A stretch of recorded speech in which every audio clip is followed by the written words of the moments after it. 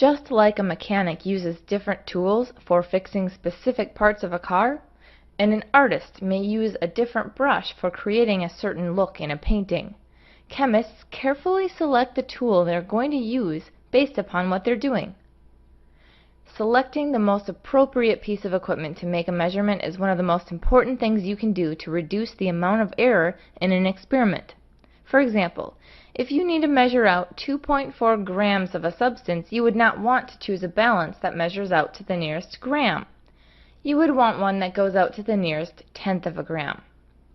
So come on this journey through the chemistry lab, where we are going to see what types of equipment it would take to make a saltwater solution and then measure its density. Our first stop is a common piece of equipment, a balance. A balance is used to determine the mass of a substance. Oftentimes you would first measure a substance's mass, then react it with something, and then measure its mass afterward.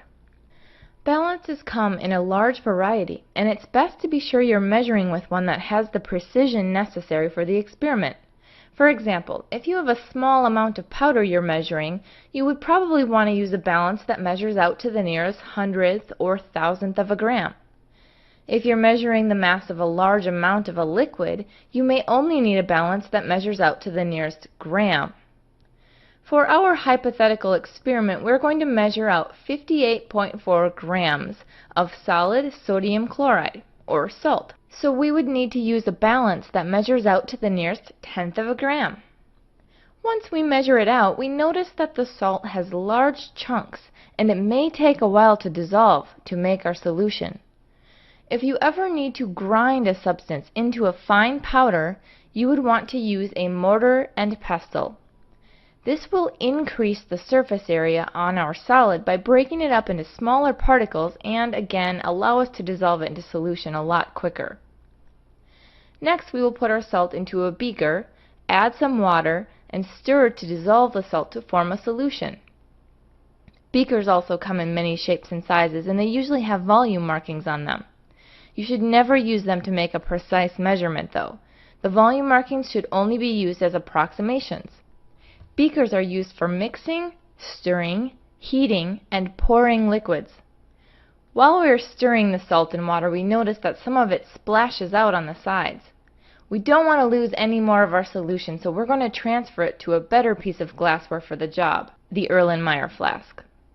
The Erlenmeyer flask has a narrow neck, so it's often used for containing and mixing solutions. It's very convenient to dissolve solids using these because the narrow neck allows you to swirl the liquid without worrying about it spilling or splashing out. Okay, now our salt is completely dissolved in the water we added, but we would like to make a 500 milliliter solution. The best piece of glassware for this job is the volumetric flask, which is used for preparing standard solutions. The bottom is great for dissolving or mixing liquids, and the narrow neck is perfect for the precise measurement of a liquid. We start out by pouring our concentrated salt solution from the Erlenmeyer flask into the 500 milliliter volumetric flask, and then filling it up to the line on the neck. What we have created is a 2 molar salt solution. We'll get to molarity in a later lesson. Now we just need to determine the density of the solution. As you may remember, density is equal to mass divided by volume. Just like in a kitchen, you probably wouldn't stir up your cake batter in a measuring cup. In a chemistry lab, there are certain pieces of glassware for mixing and reacting, and certain pieces for measuring. We are going